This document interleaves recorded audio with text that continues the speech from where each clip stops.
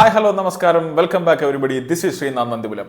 Paradise Prasanna Vithanage എന്ന് പറഞ്ഞൊരു ശ്രീലങ്കൻ സംവിധായകനാണ് ഈ സിനിമ ഒരുക്കിയിരിക്കുന്നത്. ഇതിലത്തെ പ്രധാനപ്പെട്ട രണ്ട് കഥാപാത്രങ്ങൾ അവതരിപ്പിക്കുന്നത് നമ്മുടെ റോഷൻ മാത്യുവും ദർശന രാജേന്ദ്രനാണ്.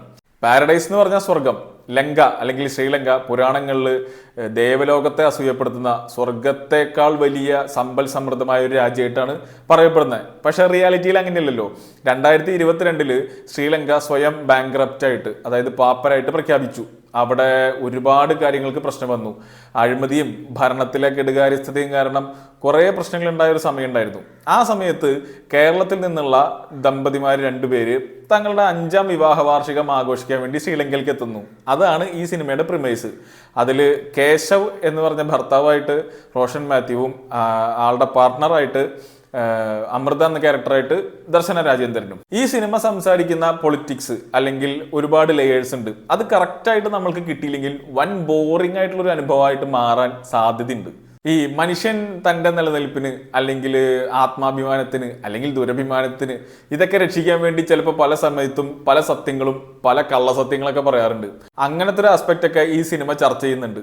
അത് ഇതിലെ ഓരോ കഥാപാത്രങ്ങളും പറയുന്ന സന്ദർഭങ്ങളും അവരുടെ ആ സമയത്തെ മൈൻഡ് സെറ്റും അവർ പറയുന്ന കാര്യങ്ങളൊക്കെ വളരെ ഇൻട്രസ്റ്റിംഗ് ആയിട്ടാണ് എഴുതിയിരിക്കുന്നതും അത് ഷൂട്ട് ചെയ്തിരിക്കുന്നതും. അതുപോലെ തന്നെ സാമ്പത്തിക ഭദ്രത തകർന്നുപോയ ഒരു ശ്രീലങ്ക ഇതിൽ കാണിക്കുന്നുണ്ട്. സാമ്പത്തിക ഭദ്രത തകർന്നു എന്ന് പറയുമ്പോൾ വണ്ടി ഓടിക്കാൻ പെട്രോൾ കിട്ടാത്തൊരവസ്ഥയുണ്ട്, അവർക്ക് മര്യാദയ്ക്ക് കറണ്ട് വരാത്തൊരവസ്ഥയുണ്ട്. അത്രയും ബേസിക് ആയിട്ടുള്ള കാര്യങ്ങൾ പോലും കിട്ടാതെ ആകുമ്പോൾ സാമ്പത്തിക ഭദ്രത മാത്രമല്ല സാമൂഹിക ഭദ്രതയും കൂടി ഇല്ലാണ്ടായി പോകുന്നൊരവസ്ഥയാണ്. അതിൻ്റെ ഗ്ലിംസസ് ഒക്കെ നമുക്ക് ഈ സിനിമയിൽ കാണാം. ബേസിക്കലി ഈ സിനിമ ഒരു ശ്രീലങ്കൻ പര്യടനം കൂടിയാണ്. ശ്രീലങ്കയിലത്തെ ബ്യൂട്ടിഫുൾ ആയിട്ട് ചില ഷോട്ട്സ് കാണാം. രാമായണവുമായി ബന്ധപ്പെട്ട കുറേ കഥകൾ കേൾക്കാം. അതുമായി ബന്ധപ്പെട്ട കുറേ സ്ഥലങ്ങൾ കാണാം.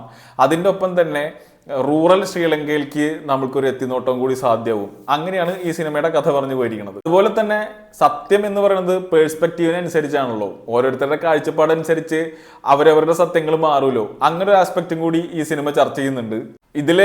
ഈ സിനിമയിലത്തെ ഒരു കഥാപാത്രം പറയുന്നുണ്ട്, രാമായണത്തിന് വാൽമീകിയുടെ വേർഷൻ അല്ലാതെ വേറെയും 10-300 വേർഷൻസ് ഉണ്ടെന്ന്. സത്യത്തിന്റെ കാര്യം അങ്ങനെ തന്നെയാണല്ലോ. എന്റെ സത്യം ആവണമെന്നില്ല നിങ്ങളുടെ സത്യം.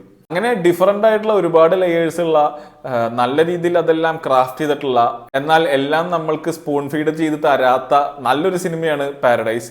ഇതിന്റെ ടെക്നിക്കൽ ആസ്പെക്ട്സിലേക്ക് പോവുകയാണെങ്കിലും ഇതിന്റെ പിന്നിൽ വർക്ക് ചെയ്ത ആൾക്കാരൊക്കെ കിടലൻ മനുഷ്യന്മാരാണ്. ഈ പ്രസന്ന വിത്തനാകെ എന്ന് പറഞ്ഞ സംവിധായകൻ, ഞാൻ അങ്ങേരുടെ ആദ്യത്തെ സിനിമയാണ് ഞാൻ ആദ്യമായിട്ട് കാണാണ് ഈ ആളുടെ ഒരു സിനിമ. പക്ഷേ മൂപ്പരുടെ ഫിലിമോഗ്രാഫി അല്ലെങ്കിൽ മൂപ്പരെ പറ്റി ഒന്ന് അന്വേഷിച്ച് കഴിഞ്ഞപ്പോൾ വളരെയധികം പ്രസിദ്ധനായിട്ടുള്ള ഒരു സംവിധായകനാണ്. അതുപോലെ തന്നെ ഇതിന്റെ സിനിമാറ്റോഗ്രാഫി വളരെ ബ്യൂട്ടിഫുൾ ആയിരുന്നു. വേറെ ആരുമില്ല, നമ്മുടെ രാജീവ് രവിയാണ് ഇതിന്റെ പിന്നിൽ പ്രവർത്തിച്ച ആള്. അതുകൊണ്ട് തന്നെ ചില ഫ്രെയിംസ് ഒക്കെ വൻ കിടലായിരുന്നു. അതിപ്പോൾ ഇൻഡോർ ആയാലും ഔട്ട്ഡോർ ആയാലും. കെ എന്നാണ് ഇതിന്റെ മ്യൂസിക് ഡയറക്ടറുടെ പേര്. കെ എന്ന് പറഞ്ഞാൽ കൃഷ്ണകുമാർ. ഈ സിനിമയുടെ ചില പോർഷൻസിലൊക്കെ ശബ്ദത്തിന് ആവശ്യമില്ല, സൈലൻസിന് വളരെ ഇമ്പോർട്ടൻസ് ഉള്ള സിനിമയാണ്. അത് വേണ്ടിടത്ത് കൃത്യമായിട്ട് സ്കോർ പ്രൊവൈഡ് ചെയ്യേണ്ടടുത്ത് പ്രൊവൈഡ് ചെയ്യാനും സൈലൻസ് വരേണ്ടടുത്ത് സൈലൻസ് നിലനിർത്താനൊക്കെ സംഗീത സംവിധായകൻ ശ്രമിച്ചിട്ടുണ്ട്. വളരെ നല്ല രീതിയിൽ തന്നെ മൂപ്പരുടെ മ്യൂസിക് സിനിമയിൽ വർക്കൗട്ട് ആയിട്ടുണ്ട്. പിന്നെ പെർഫോമൻസുകളുടെ കാര്യമാണ്. പെർഫോമൻസുകളെല്ലാം കിടിലം. ഈ റോഷൻ മാത്യുവും അതുപോലെ ദർശന രാജേന്ദ്രനും പെയറായിട്ട് സിനിമയിൽ വരുന്നത് ആദ്യമായിട്ടല്ല. അതുകൊണ്ട് തന്നെ അവർക്ക് നാച്ചുറൽ ആയിട്ടൊരു കെമിസ്ട്രി എന്തായാലും ഉണ്ട്. പിന്നെ അവർ തമ്മിലുള്ള ലവ് ആൻഡ് അഫെക്ഷൻ, അതുപോലെ കോൺഫ്ലിക്റ്റ്, അങ്ങനത്തെ കാര്യങ്ങളൊക്കെ രണ്ടുപേരും അഭിനയിച്ച് ഫലിപ്പിച്ചേക്കുന്നത് നല്ല രസമാണ് കാണാൻ. കാരണം ചില സമയങ്ങളിൽ ഇവർ തമ്മിൽ ഡയലോഗൊന്നും കാര്യമായിട്ടില്ല. എല്ലാ കാര്യങ്ങളിലും അവരുടെ ബോഡിയിലും ആക്ഷനിലും മുഖത്തൊക്കെ വരണം. അപ്പോൾ അതൊക്കെ നല്ല രീതിയിൽ തന്നെ വന്നിട്ടുണ്ട്. ഇതിൽ എടുത്തു പറയേണ്ട മറ്റൊരു പെർഫോമൻസ് എന്ന് പറയുന്നത് ശ്യാം ഫെർണാണ്ടോ എന്ന് പറഞ്ഞ നടൻ്റെയാണ്. ഇവരുടെ ടൂറിസ്റ്റ് ഗൈഡായിട്ട് വരുന്ന ഒരാളാണ്. ഇമോഷൻസ് വളരെയധികം അണ്ടർപ്ലേ ചെയ്യുന്ന ഒരാളാണ്.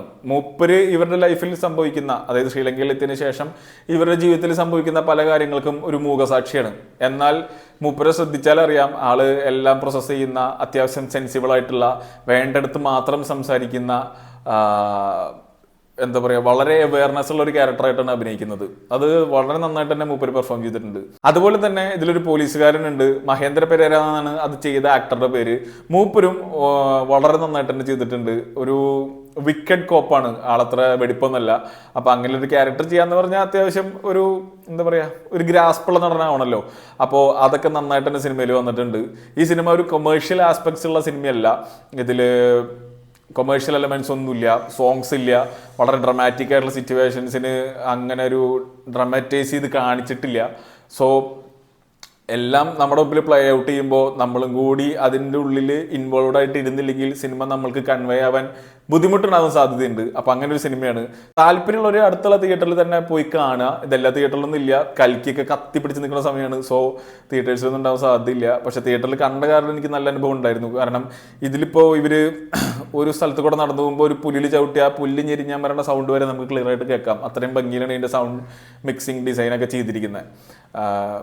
സോ കണ്ടു നോക്കുക, അല്ലെങ്കിൽ OTT വരുമ്പോഴായാലും കാണുക. വളരെ നല്ലൊരു സിനിമയാണ്. അപ്പോൾ അടുത്ത സിനിമയുടെ വിശേഷമൊക്കെ ആയിട്ട് വരാം, കാണാം.